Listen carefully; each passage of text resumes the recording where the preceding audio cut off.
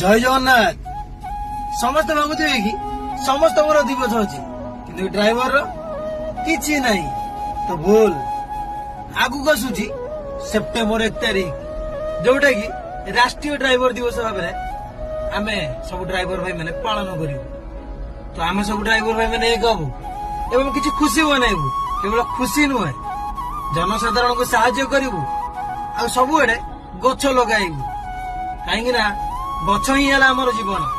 ଯଦି ଗଛ ଲଗାଇଥିବା ନିଶ୍ଚିତ ଭାବରେ କେବଳ ଆମେ ନୁହେଁ, ସମସ୍ତେ ଆମେ ବଞ୍ଚିପାରିବା। ତ ଆମେ ସେ କିଛି କିଛି ଗଛ ଲଗାଇ ସମସ୍ତଙ୍କର ଜୀବନ ବଞ୍ଚାଇବୁ ଏବଂ ଆମର ଡ୍ରାଇଭରର ନାଁଟାକୁ ବଜାୟ ରଖିବୁ। ତ ବୁଝିବା ଲୋକ ନା, ଠିକ ବୁଝିଥିବେ। ଜୟ ଜଗନ୍ନାଥ।